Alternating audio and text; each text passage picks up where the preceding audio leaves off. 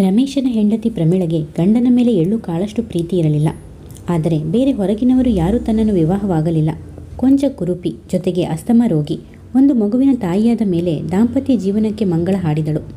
ಆಸ್ತಿಯೆಲ್ಲ ತಂದೆ ಮಗಳ ಹೆಸರಲ್ಲಿಟ್ಟಿದ್ದರು. ಕಂಪನಿಯಲ್ಲಿ ಒಳ್ಳೆ ಸಂಪಾದನೆ ಇತ್ತು ರಮೇಶನಿಗೆ. ಆದರೆ ಮನಃಶಾಂತಿ ಇರಲಿಲ್ಲ. ಮಾಮ ಸತ್ತು ವರ್ಷವಾಗಿತ್ತು. ಆಸ್ತಿ ಮೇಲ್ವಿಚಾರಕ ಅಷ್ಟೇ ಅವನು. ಕಾರು ಮನೆಯಲ್ಲಿದ್ದರೂ ಉಪಯೋಗಿಸುತ್ತಿದ್ದವಳು ಅವಳು. 4 ಬಂಗ್ಲೆಗಳ ಬಾಡಿಗೆ ಜಮಾ ಮಾಡಿ ಬ್ಯಾಂಕಿಗೆ ತನ್ನ ಹೆಸರಲ್ಲಿ ತುಂಬಿಸಿಕೊಳ್ತಾ ಇದ್ದಳು. ತಂದೆ ಕಾಲದಿಂದ ಬಂದ ನಾರಣಪ್ಪ ಎಂಬ ಗುಮಾಸ್ತ ಈ ಎಲ್ಲ ವ್ಯವಹಾರ ನೋಡಿಕೊಳ್ಳುತ್ತಿದ್ದರು. ಅವರ ಪತ್ನಿ ಗೋವಿಂದಮ್ಮ ಅಡುಗೆಯವರಾಗಿ ಈ ಮನೆಯಲ್ಲಿದ್ದರು. ಆ ದಂಪತಿಗಳ 2 ಹೆಣ್ಣು ಮಕ್ಕಳು ವಿವಾಹವಾಗಿ ದಾವಣಗೆರೆ, ಮೈಸೂರಲ್ಲಿ ಇದ್ದರು. ಈ ದಂಪತಿಗಳಿಗೆ ರಮೇಶನ ಹೆಂಡತಿ ಪ್ರಮೀಳಾಳಲ್ಲಿ ಬಹು ಪ್ರೀತಿ.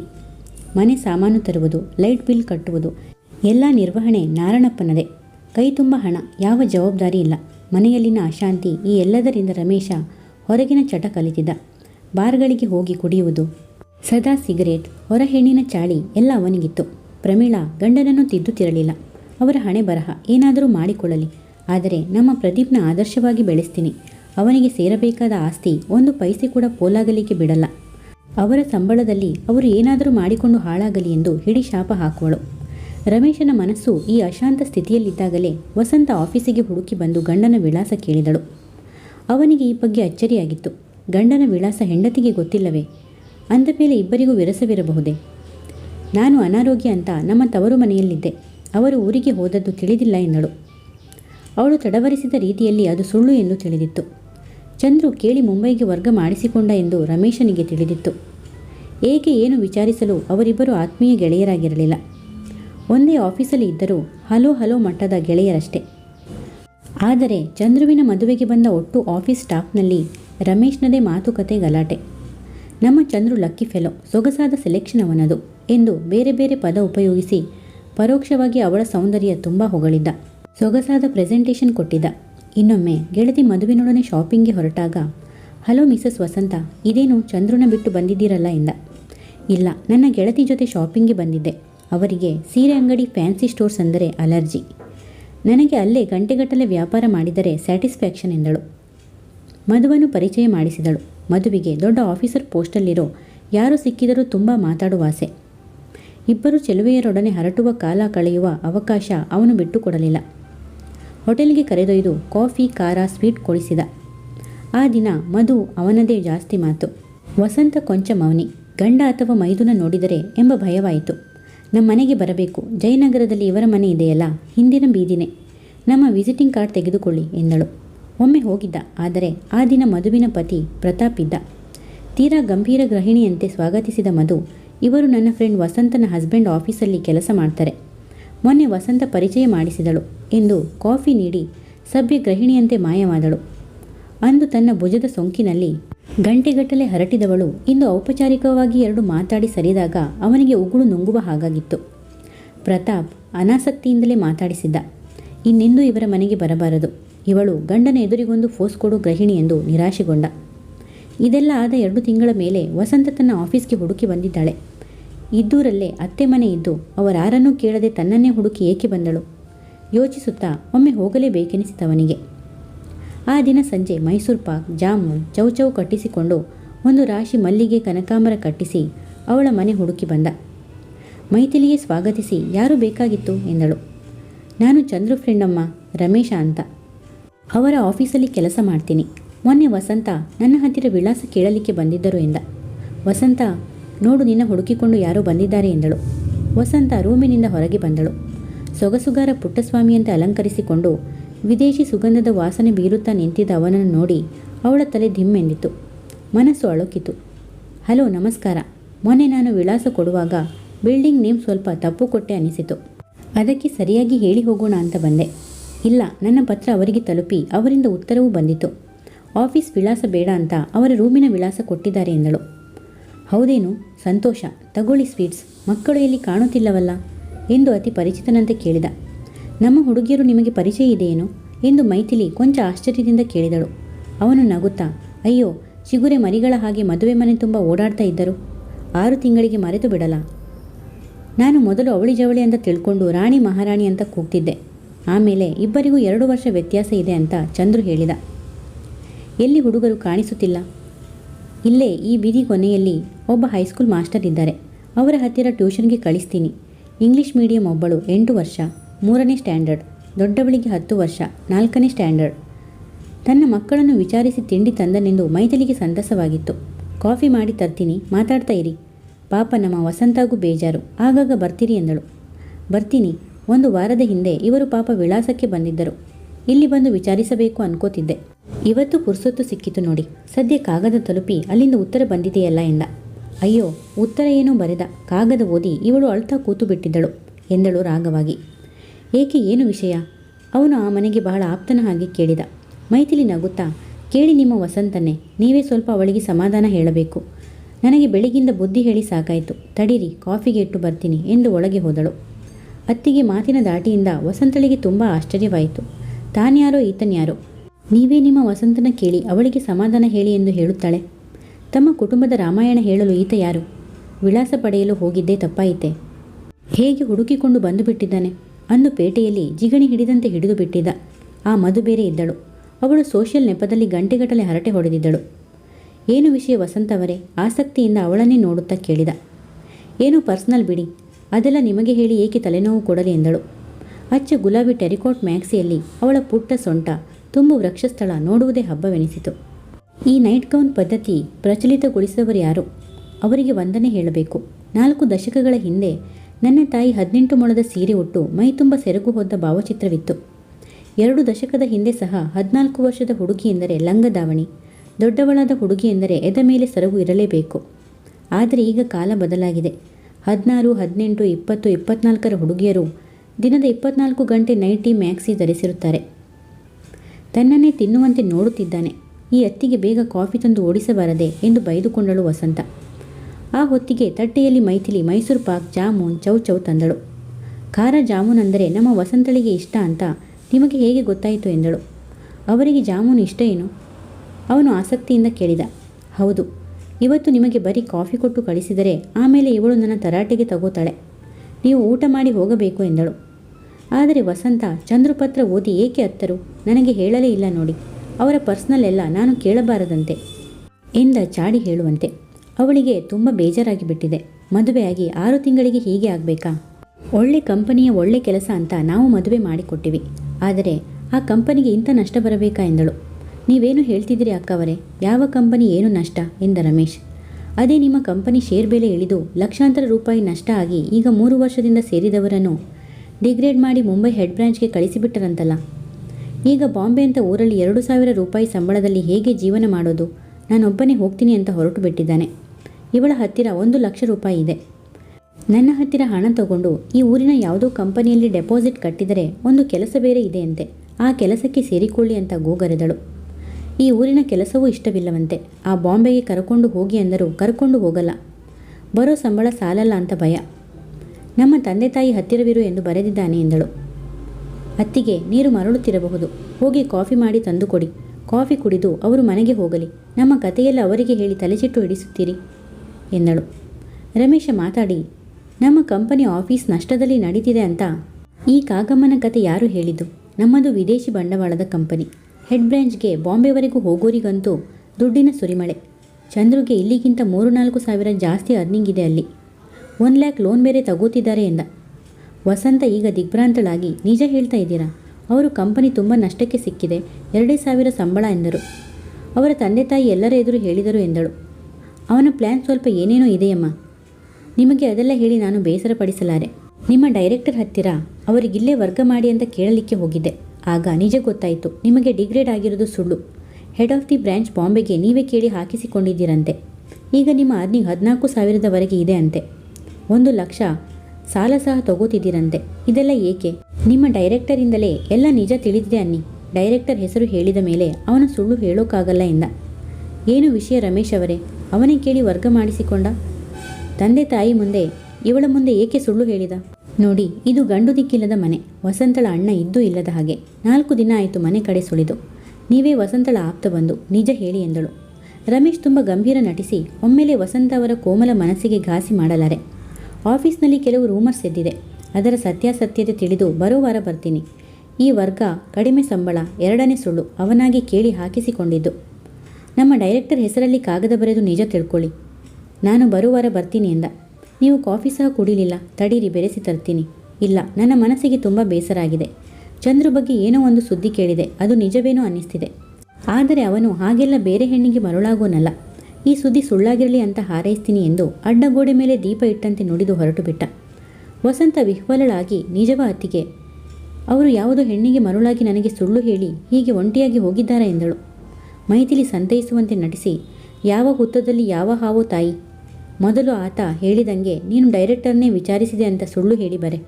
ಸಂಬಳದ ವಿಷಯ ಅವನು ತಾನಾಗಿ ಕೇಳಿ ಮುಂಬೈಗೆ ಹಾಕಿಸಿಕೊಂಡನ ಎಂದು ಪರೀಕ್ಷೆ ಮಾಡೋಣ ಎಂದಳು. ಆ ರಾತ್ರಿ ಊಟ ವಸಂತಳಿಗೆ ರುಚಿಸಲಿಲ್ಲ. ಇಡೀ ರಾತ್ರಿ ಹರಿದು ಅಂತೂ ಅರ್ಧ ಪುಟದ ಪತ್ರ ತಯಾರಿಸಿದಳು. ಪ್ರೀತಿಯ ಚಂದ್ರು, ನಾನು ನಿಮ್ಮನ್ನು ಎಷ್ಟು ಪ್ರೀತಿಸಿದ್ದೆ, ಎಷ್ಟು ಆರಾಧಿಸಿದ್ದೆ. ಆದರೆ ವಿವಾಹವಾಗಿ 6 ತಿಂಗಳಲ್ಲಿ ನಮ್ಮ ದಾಂಪತ್ಯ ಜೀವನ ಒಡೆದು ಚೂರಾಯಿತು. ಚಂದ್ರು, ನೀವು ಎಂಥ ಸುಳ್ಳುಗಾರರು. ಕಂಪನಿಯು ನಷ್ಟದಲ್ಲಿದೆ. ಹೊಸ ಕೆಲಸಗಾರರನ್ನು ತೆಗೆದುಹಾಕುವ ಬದಲು ಬಾಂಬೆಗೆ ಓಡಿಸುತ್ತಿದ್ದಾರೆ. ಈಗ 2,000 ಸಂಬಳ ಎಂದಿರಿ. ಎಲ್ಲ ಸುಳ್ಳು. ನಿಮ್ಮ ಡೈರೆಕ್ಟರ್ ಹೇಳಿದರು. ನೀವಾಗಿ ಅವರನ್ನು ರಿಕ್ವೆಸ್ಟ್ ಮಾಡಿ ಬಾಂಬೆಗೆ ಕೇಳಿ ಹಾಕಿಸಿಕೊಂಡಿರಂತೆ. 1 ಲಕ್ಷ ಲೋನ್ಗೆ ಅಪ್ಲೈ ಮಾಡ್ತಿದ್ದೀರಂತೆ. ಅಲ್ಲಿ ನಿಮಗೆ 12,000ಕ್ಕಿಂತಲೂ ಜಾಸ್ತಿ ಅರ್ನಿಂಗ್ ಇದೆಯಂತೆ. ಹೇಳಿ ಚಂದ್ರು, ಹೇಳಿ. ನೀವು ಯಾಕೆ ನನಗೆ ಸುಳ್ಳಿನ ಸರಮಾಲೆ ಪೋಣಿಸಿದಿರಿ? ಯಾವ ರಂಬೆಗಾಗಿ, ಯಾವ ಊರ್ವಶಿಗಾಗಿ ನನ್ನನ್ನು ತೊರೆದಿರಿ? ಒಂದೊಂದು ಕ್ಷಣವೂ ನಿಮ್ಮ ನೆನಪಲ್ಲಿ ಬೆಂದು ಹೋಗುತ್ತಿದ್ದೇನೆ. ಇಂತಿ ನಿಮ್ಮ ವಸಂತ ಎಂದು ಬರೆದಳು. 1 ವಾರದ ನಂತರ ಚಂದ್ರುವಿನ ಉತ್ತರ ಬಂದಿತು. ಪ್ರೀತಿಯ ವಸಂತ, ನನ್ನ ರಂಬೆ ಊರ್ವಶಿ ಎಲ್ಲ ನೀನೆ. ಕೆಲವು ಅನಿವಾರ್ಯ ಕಾರಣಕ್ಕಾಗಿ ನಾನು ಹಾಗೆ ಮಾಡಬೇಕಾಯಿತೆ ವಿನಃ ನಿನ್ನ ಬಿಟ್ಟು ಬೇರೆ ಯಾರನ್ನೂ ನಾನು ಪ್ರೀತಿಸಿಲ್ಲ. ನಿನಗೆ ಎಲ್ಲ ವಿಷಯ ನಿಜ ತಿಳಿಸಿ ವಿವರವಾಗಿ ಕಾಗದ ಬರೆಯುತ್ತೇನೆ. ಆದರೆ ಆ ಮನೆಗೆ ಕಾಗದ ಬರೆಯಲಾರೆ. ನಿನ್ನ ಅತ್ತಿಗೆ ನಿನ್ನ ಹಿತಶತ್ರು. ಪ್ರತಿ ವಾಕ್ಯಕ್ಕೂ ಅಪಾರ್ಥ ಮಾಡಿ ನಿನ್ನ ಮನ ಕೆಡಿಸುತ್ತಾಳೆ. ವಸಂತ, ನೀನು ನಮ್ಮ ಮನೆಗೆ ಹೋಗು. ನಮ್ಮ ತಂದೆ ತಾಯಿಗಳಿಗೆ ಹೊಂದಿಕೊಂಡು ಅವರ ಪ್ರೀತಿಯ ಸೊಸೆಯಾಗಿ ಬಾಳು. ರಂಜಿತಾ ಸೋಮನಾಥರ ಪ್ರೀತಿಯ ಅಕ್ಕನಾಗಿ ಬಾಳು. ಅಜ್ಜ ಅಜ್ಜಿಯ ಪ್ರೀತಿ ಸಹ ನೀನು ಗಳಿಸಿಕೊಳ್ಳಬೇಕು. ಬರೀ ನನ್ನ ಹೆಂಡತಿಯಾದರೆ ಸಾಲದು, ಆ ಮನೆಯ ಪ್ರೀತಿಯ ಸೊಸೆಯಾಗಬೇಕು. ಹಾಗಿದ್ದರೆ ಮಾತ್ರ ನನ್ನ ಮನಸ್ಸಿಗೆ ಸಮಾಧಾನ ಇರುತ್ತದೆ. ನಾನು 1 ಲಕ್ಷ ರೂಪಾಯಿ ಸಾಲಕ್ಕೆ ಅಪ್ಲೈ ಮಾಡಿರುವುದು ಡೈರೆಕ್ಟರ್ ನಿನಗೆ ಹೇಳಿರಬಹುದು. ಆದರೆ ಆ ಹಣ ಸಿಗಲು ಇನ್ನೂ 3 ತಿಂಗಳುಗಳಾಗುತ್ತದೆ. ಮನೆಯಲ್ಲಿ ಕೆಲವು ಶುಭ ಕಾರ್ಯಗಳು ಜರುಗಲಿದೆ. ಹಿರಿಯಣ್ಣನಾಗಿ ನಾನು ಕೆಲವು ಕಾರ್ಯನಿರ್ವಹಿಸಬೇಕು. ನೀನು ಡೈರೆಕ್ಟರ್ ಬಳಿ ಹೋಗಿ ನನ್ನ ಬಗ್ಗೆ ತನಿಖೆ ಮಾಡಿದ್ದು ಬೇಸರವಾಯಿತು. ಇದೆಲ್ಲ ನಿನ್ನ ಅತ್ತಿಗೆ ಕುತಂತ್ರ. ಆದರೆ ನೀನು ನಿನ್ನ ಸ್ವಂತ ಬುದ್ಧಿ ಉಪಯೋಗಿಸದೆ ಹೀಗೆ ನಿನ್ನ ಅತ್ತಿಗೆಯ ಕುತಂತ್ರಕ್ಕೆ ಬಲಿ ಆಗುತ್ತಿದ್ದರೆ ನನ್ನನ್ನು ಕಳೆದುಕೊಳ್ಳುತ್ತೀಯ. ಈಗ 3 ವರ್ಷ ನಿನ್ನಿಂದ ದೂರವಿರಲು ನಿರ್ಧರಿಸಿರುವುದು ನಿನ್ನ ಅತ್ತಿಗೆಯ ಕುತಂತ್ರಕ್ಕೆ ಹೆದರಿ. ನೀನು ನನ್ನ ಪ್ರೀತಿಸುತ್ತಿ, ನಾನು ನಿನ್ನ ಪ್ರೀತಿಸುವೆ. ಪ್ರೀತಿ ತ್ಯಾಗ ಬೇಡುತ್ತದೆ. ಬರೀ ಪ್ರೀತಿ ವಿವಾಹಕ್ಕೆ ಮುನ್ನ ಸಾಕು. ವಿವಾಹವಾದ ಮೇಲೆ ಗಂಡ ಹೆಂಡತಿ ಒಬ್ಬರನ್ನೊಬ್ಬರು ಅರ್ಥ ಮಾಡ್ಕೋಬೇಕು. ಅತ್ತೆ ಮನೆಯ ಜನರನ್ನು ಹೊಂದಿಕೊಳ್ಳುವುದು ಬಹಳ ಮುಖ್ಯ.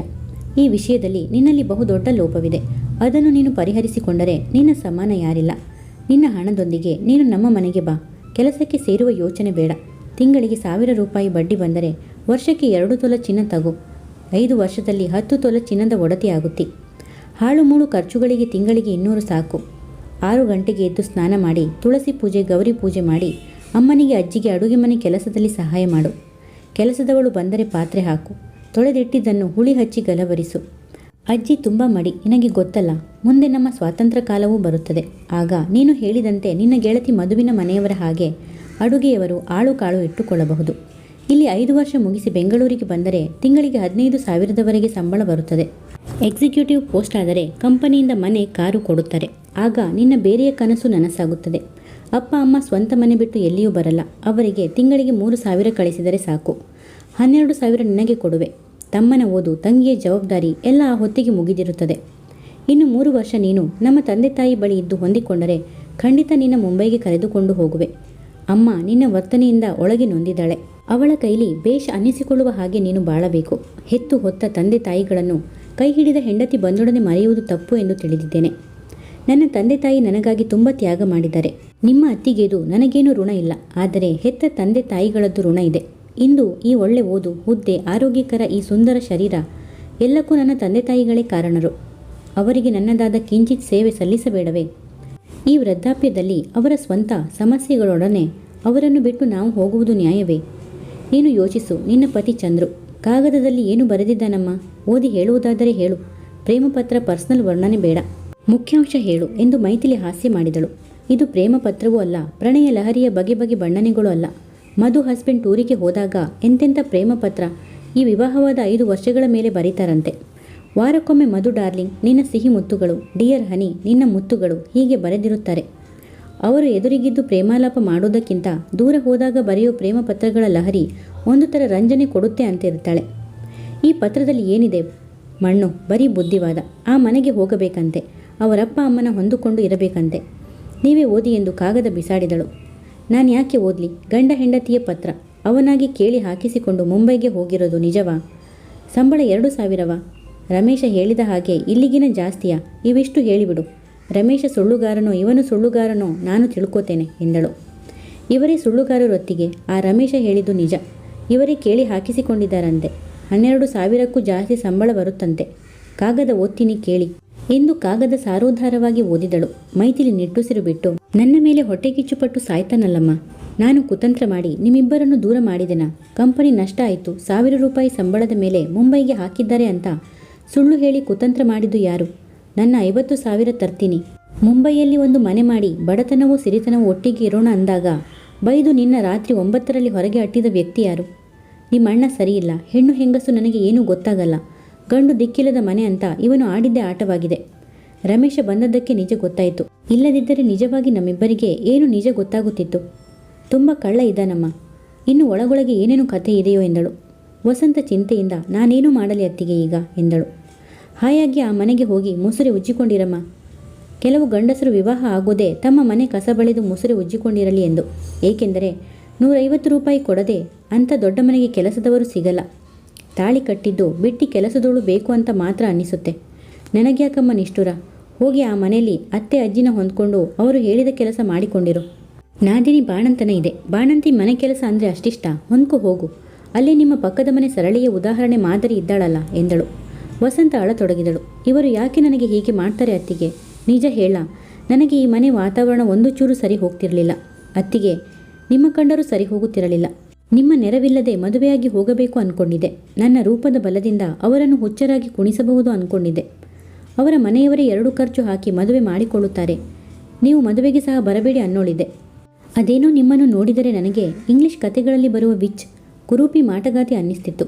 ಸುಂದರವಾದ ಯುವ ಪ್ರೇಮ ಜೋಡಿ ಕೆಡಿಸುವೆ ಅಂತಲೇ ನನ್ನ ಪ್ರೇಮ ಕತೆ ಪೂರ್ತಿ ಮದುವೆ ಹಂತಕ್ಕೆ ಬರುವವರೆಗೆ ನಿಮಗೆ ತಿಳಿಸಲಿಲ್ಲ. ಆದರೆ ಈ ಮನೆಯೇ ನನಗೆ ಪರ್ಮನೆಂಟ್ ಆಯಿತು ಎಂದು ಅತ್ತಳು. ಮೈಥಿಲಿ ನಗುತ್ತಾ, ಈ ಮನೆಯಲ್ಲಿ ನಿನ್ನ ಇಟ್ಕೊಳ್ಳೋಕೆ ನಮಗೂ ಇಷ್ಟವಿಲ್ಲ ಕಣೆ. ನಿಮ್ಮಪ್ಪ ನಿನ್ನ ಹೆಸರಲ್ಲಿ ಇಟ್ಟ ದುಡ್ಡಿನ ಬಲದಿಂದ ಇಲ್ಲಿದ್ದಿ. ಆ ದುಡ್ಡು ನೀನು ತಗೊಂಡು ಹೋದ ಮರುದಿನವೇ ನನಗೂ ನಿನಗೂ ಸಂಬಂಧವಿಲ್ಲ. ಆಮೇಲೆ ನೀನು ಈ ಮನೆಗೆ ಬಂದರೂ ಬೀದಿ ಬಾಗಿಲಲ್ಲಿ ನಿಲ್ಲಿಸಿ ಮಾತಾಡ್ತೀವಿ. ಆದರೆ ಆ ದುಡ್ಡಿಂದ ಸಂಸಾರ ನಡೀತಾ ಇದೆ. ವರ್ಷಕ್ಕೆ ನನ್ನ ಹಣದಲ್ಲಿ 6,000 ಉಳಿಸಿ ಮಕ್ಕಳ ಹೆಸರಲ್ಲಿ ಸರ್ಟಿಫಿಕೇಟ್ ಮಾಡಿಸ್ತೀನಿ. ಅದು ಈಗ 4 ವರ್ಷದಿಂದ ಇಲ್ಲದಿದ್ದರೆ ನಿನಗೆ ಕೂಡಿಸಿ ಮಾಡಿ ಹಾಕಲಿಕ್ಕೆ ನನಗೇನು ಗ್ರಹಚಾರ? ಮಾತು ಬಂತು ಅಂತ ನೀನು ಮನಸ್ಸಿನಲ್ಲಿ ಇದ್ದುದು ಹೇಳಿದೆ. ನಾನು ನಿಜ ಹೇಳ್ತೀನಿ ನೋಡು. ಮೊನ್ನೆ ನೀನು ಏನಂದೆ? ನಾನು ಆ ಶಾಲೆ ಉದ್ಯೋಗಕ್ಕೆ ಹೋಗಲ್ಲತ್ತಿಗೆ. ಅಲ್ಲಿ ದುಡಿದು ನಾನು ಸಿಕ್ಕಾಪಟ್ಟೆ ವೀಕ್ ಆಗಿದ್ದೆ. ಉಪಾಧ್ಯಾಯಿನಿ ಕೆಲಸದಲ್ಲಿ ನನಗೆ ನ್ಯಾಕ್ ಸಹ ಇಲ್ಲ. ಪ್ರಿನ್ಸಿಪಾಲರಿಂದ 100 ಬಗೆ ಆಪಾದನೆ ಕೇಳಿ ಸಾಕಾಗಿತ್ತು. ನನಗೆ ತಿಂಗಳಿಗೆ 500 ಪಾಕೆಟ್ ಮನಿ ಕೊಡಿ, 500 ಮನೆ ಖರ್ಚಿಗೆ ಹಾಕಿಕೊಳ್ಳಿ ಅಂದೆ. ಆದರೆ ಇದು ಕನಸಿನಲ್ಲೂ ಸಾಧ್ಯವಿಲ್ಲ. ನಿನ್ನ ಅನ್ನದ ಖರ್ಚು 500 ಬರಬಹುದು. ಆದರೆ ಕೂಡಿಸಿ ಮಾಡಿ ಹಾಕೋಕ್ಕೆ ನನಗೆ ಏನು ಗ್ರಹಚಾರ? ನಿನ್ನ ಹಣ ತಗೊಂಡು ನೀನು ಹೊರಟು ಹೋಗು. 1,000ದಲ್ಲಿ ನಾನು ಹೇಗೋ ಸಂಸಾರ ಮಾಡ್ತೀನಿ. ನಾನು 2 ಮಕ್ಕಳು ಹೇಗೋ 1,000ದಲ್ಲಿ ಬಾಳ್ತೀವಿ. ಹಾಲು ಮೊಸರು ಕಡಿಮೆ ಮಾಡ್ತೀವಿ. ಕೆಲಸದವರನ್ನು ಬಿಡಿಸ್ತೀನಿ. ತರಕಾರಿ ಕಡಿಮೆ ಮಾಡ್ತೀನಿ. 800 ಅಲ್ಲಿ ಖರ್ಚು ಪೂರೈಸಿ ತಿಂಗಳಿಗೆ ನಾನು 500 ರೂಪಾಯಿ ಉಳಿಸ್ತೀನಿ. ಮಾವನವರ ಕೃಪೆಯಿಂದ ಸ್ವಂತ ಮನೆ ಇದೆ. ಹೇಗೋ ನಡೆಯುತ್ತೆ. ನಿನ್ನ ಗಂಡ ನನ್ನ ಕುತಂತ್ರಿ ಅಂತಾನೆ. ನೀನು ನನ್ನ ವಿಚ್ಚಂತಿ. ನಿಮ್ಮ ಕೈಲಿ ಅನ್ನಿಸಿಕೊಂಡು ನಿನ್ನ ಕೂಡಿಸಿ ಮಾಡಿ ಹಾಕಲಿಕ್ಕೆ ನನಗೇನು ಗ್ರಹಚಾರ? ಇನ್ನು 1,00,000 ರೂಪಾಯಿಗಳನ್ನು ತಗೊಂಡು ಹೊರಟು ಹೋಗು ಎಂದಳು. ವಸಂತ ಅಳುತ್ತಾ, ನಾನು ಹೋಗಲ್ಲ ಅತ್ತಿಗೆ. ಆ ಮನೆ ಜನಗಳಿಗೆ ನನ್ನ ಮೇಲೆ ಅತಿ ದ್ವೇಷ ಇದೆ. ಈಗ ಹುರಿದು ಮುಕ್ಕುತ್ತಾರೆ. ಆ ದಿನ ಸಾಧು ಅನಿಸಿಕೊಂಡ ಅತ್ತೆ ಹೇಗೆ ಹುಲಿ ಹಾಗಾಡಿದರು. ಸೋಮು ರಂಜಿತಾ ನನ್ನ ನೋಡಿ ಹಾಡು ಹೇಳಿಕೊಂಡು ನಕ್ಕರು. ಇವರು ನನ್ನ ಬಿಟ್ಟು ಬಾಂಬೆಗೆ ಹೋದ ಮೇಲೆ ನಾನೇಕೆ ಆ ಮನೆಗೆ ಹೋಗಲಿ? ನಾನು ಇಲ್ಲೇ ಇರ್ತೀನಿ ಅತ್ತಿಗೆ. ಆದರೆ ಕೆಲಸಕ್ಕೆ ಸೇರುವಂತ ಮಾತ್ರ ಬಲವಂತ ಮಾಡಬೇಡಿ. ನಾನು ಹಗಲು ರಾತ್ರಿ ಮಲಗಿರುತ್ತೀನಿ. ಮನೆ ಕೆಲಸವೂ ಮಾಡಲ್ಲ. ಅಪ್ಪ ಇಟ್ಟ ಹಣ ಅದರ ಬಲದ ಮೇಲೆ ನಾನಿಲ್ಲಿರ್ತೀನಿ ಎಂದಳು. ಮೈಥಿಲಿ ಕಣ್ಣೊರೆಸಿಕೊಂಡು, ಹೆಣ್ಣು ಮಕ್ಕಳಿಗೆ ಇಂಥ ಸಮಯದಲ್ಲಿ ಹಣದ ಬಲ ಇರಬೇಕಮ್ಮ. ಯಾರಿಗೆ ಯಾರೂ ಆಪ್ತರಲ್ಲ. ಹಣವಿಲ್ಲದೆ ಗಂಡ ಬಿಟ್ಟ ಮಗಳಾಗಿ ಬಂದವಳನ್ನು ಹೆತ್ತ ತಾಯಿನೇ ಊಟ ಹಾಕಬೇಕಾದರೆ ಹಂಗಿಸ್ತಾಳೆ. ಈಗ ನಾನು ನಿನ್ನ ಕೈಲಿ 1 ಲೋಟ ಗಲಬರಿಸಲ್ಲ. ಕೂಡಿಸಿ ಮಾಡಿ ಹಾಕ್ತೇನೆ. ನನ್ನ ಸ್ವಾರ್ಥ ಇಷ್ಟೆ. ನಿನ್ನ 1,000ದಲ್ಲಿ ಒಟ್ಟು 1,500 ಖರ್ಚು ಬರುತ್ತೆ. 500 ತಿಂಗಳಿಗೆ ಉಳಿಯುತ್ತೆ. ಅದನ್ನು ವರ್ಷಕ್ಕೆ 6,000 ಸರ್ಟಿಫಿಕೇಟ್ ತಗೋತೀನಿ. 4 ಸರ್ಟಿಫಿಕೇಟ್ ಆಗಿದೆ. 4 ವರ್ಷದಿಂದ ಅಲ್ಲವೇ ನಮಗೆ ಈ ಪೋಸ್ಟ್ ಆಫೀಸ್ ಮಂತ್ಲಿ ಸ್ಕೀಮ್ದು. ಈಗ ನಿಮ್ಮ ಅಣ್ಣ ಸರಿಯಾಗಿದ್ದರೆ ನಾನು ಏಕೆ ಮಕ್ಕಳಿಗೆ ಹೀಗೆ ಒದ್ದಾಡಬೇಕಿತ್ತು ಹೇಳು. ಒಂದು 6-7 ಸರ್ಟಿಫಿಕೇಟ್ ಆದರೆ ಅದನ್ನು ಡಬಲ್ ಮಾಡಿಸಿದಾಗ ಬಂದ ಹಣದಿಂದ ಮಕ್ಕಳಿಗೆ ಓದು ಮದುವೆ ಅಂದ್ಕೊಂಡಿದ್ದೀನಿ. 2 ಹೆಣ್ಣು ಮಕ್ಕಳಮ್ಮ. ಹೇಗಿದ್ದರೂ 3 ವರ್ಷದ ಮೇಲೆ ಮುಂಬೈಗೆ ಕರ್ಕೊಂಡು ಹೋಗ್ತಾನಂತೆ. 3 ವರ್ಷ ಇಲ್ಲಿರು. ಇನ್ನು 4 ಸರ್ಟಿಫಿಕೇಟ್ ಮಾಡ್ಕೋತೀನಿ. ಒಬ್ಬೊಬ್ಬಳ ಹೆಸರಿಗೆ 4 ಸರ್ಟಿಫಿಕೇಟ್ ಅಂದರೆ ಮೆಚೂರ್ ಆದಾಗ 48,000 ಮೇಲೆ ಬರುತ್ತೆ. ಈಗ 8 ವರ್ಷ, 10 ವರ್ಷ, ಇನ್ನು 3 ವರ್ಷದ ನಂತರ ಸರ್ಟಿಫಿಕೇಟ್ ಅದರ 6 ವರ್ಷದ ಮೆಚೂರ್ ಆದರೂ ದೊಡ್ಡೋರಿಗೆ 19, ಚಿಕ್ಕೋಳಿಗೆ 17 ವರ್ಷ ಆಗಿರುತ್ತೆ. BA ಓದಿಸಿ ಒಂದು ಮದುವೆ ಮಾಡಬೇಕು ಅಷ್ಟೇ ನನ್ನ ಆಸೆ ಎಂದಳು. ಹೇಳು, ನಾನು ಏನು ಕುತಂತ್ರ ಮಾಡಿದ್ದೀನಿ? ಮದುವೆಯಲ್ಲಿ ಅವರಜ್ಜಿ ಹೇಳಿದ ಹಾಗೆ ಎಲ್ಲ ಬಳಿದು ಬಾಚಿದ ಹಾಗೆ ಖರ್ಚು ಮಾಡಿದ್ದರೆ ಈ ನಿನ್ನ ಅವಸ್ಥೆ ಏನಿರ್ತಾ ಇತ್ತು? ಆ ಮನೆಯಲ್ಲಿ ಮುಸುರೆ ತಿಕ್ಕಿಕೊಂಡು ಬಿದ್ದಿರ್ತಾ ಇದ್ದಿ. ಒಂದು ಸ್ನಾನ ಮಾಡಿದರೆ ತಪ್ಪು ಅಂತ ಕಾಡಿಸೋ ಆ ಜನಗಳ ಹತ್ತಿರ ಹೇಗೆ ಬಾಳ್ತಿದ್ದೆ? ಪ್ರತಿ ಸಲ ನಿನ್ನ ಗಂಡನಿಗೆ ಹೇಳಿ ಕೆಲವು ಸೌಲಭ್ಯ ಮಾಡಿಸಿದೆ. 2,000 ಪಾಕೆಟ್ ಮನಿ ಸಹ ಅವನಾಗವನೇ ಕೊಡ್ತಿರಲಿಲ್ಲ. ನನ್ನ ಭಯಕ್ಕೆ ನಾನು ಗಂಟೆಗಟ್ಟಲಿ ಬುದ್ಧಿ ಹೇಳಿದ ಮೇಲೆ ಕೊಟ್ಟ. ನಿಮ್ಮ ಗಂಡ ಹೆಂಡತಿನ ಅಗಲಿಸೋ ಪಾಪ ನನಗ್ಯಾಕಮ್ಮ? ನಾನ್ಯಾಕೆ ನಿನ್ನ ಪಾಲಿನ ವಿಚ್ಚಾಗಲಿ? ನಿನ್ನ ಗಂಡನಿಗೆ ಬಾಂಬೆಗೆ ಹೋಗಲಿಕ್ಕೆ ನಾನು ಹೇಳಿಕೊಟ್ಟೆನಾ? ಅಷ್ಟು ಸುಳ್ಳು ಬೊಗಳಿ ಕೈ ಹಿಡಿದ ಹೆಂಡತಿನ ಬಿಟ್ಟು ಹೋಗಿದ್ದಾನೆ ಎಂದರೆ ಯಾವ ರಂಬೆ ಜೊತೆ ಓಡಿ ಹೋಗಿದ್ದಾನೋ? ಹೇಗಿದ್ದರೂ ನಾವಿಬ್ಬರು ಹೆಂಗಸರು, ಅಲ್ಲಿಯವರೆಗೆ ಹೋಗಿ ಪರೀಕ್ಷೆ ಮಾಡಲಿಕ್ಕೆ ಆಗಲ್ಲ. ಅತ್ತಿಗೆ ಹಾಗೆಲ್ಲ ಹೇಳಬೇಡಿ. ಅವರು ಅಂಥವರಲ್ಲ. ತಂದೆ ತಾಯಿ ಮೇಲೆ ತುಂಬ ವ್ಯಾಮೋಹ ಅವರಿಗೆ. ನಾನು ಒಂದೇ ಸಮನೆ ಬೇರೆ ಮನೆ ಅಂತ ಒದ್ದಾಡ್ತಾ ಇದ್ದೆ. ಆ ಕೋಪಕ್ಕೆ ವರ್ಗ ಮಾಡಿಸಿಕೊಂಡು ಹೋಗಿದ್ದಾರೆ ಎಂದಳು. ಸರಿಯಮ್ಮ, ನಿನ್ನ ಗಂಡ ಶ್ರೀರಾಮಚಂದ್ರ ಅಂತಲೇ ತಿಳ್ಕೊ. ನನ್ನ ಗಂಡ ಧರ್ಮರಾಯ ಅಂತಲೇ ತಿಳ್ಕೊತೀನಿ.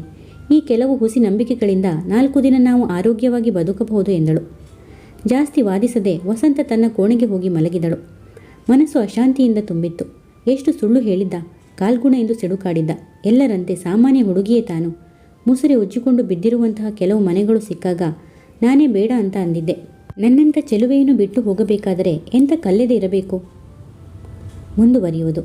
ಹೆಚ್ಚಿನ ವಿಡಿಯೋಗಳಿಗಾಗಿ ಪ್ಲೀಸ್ ಸಬ್ಸ್ಕ್ರೈಬ್ ಮಾಡಿ, ಲೈಕ್ ಮಾಡಿ, ಶೇರ್ ಮಾಡಿ, ಕಮೆಂಟ್ಸ್ ಮಾಡಿ ಮತ್ತು ಬೆಲ್ ಐಕಾನ್ ಕ್ಲಿಕ್ ಮಾಡಿ.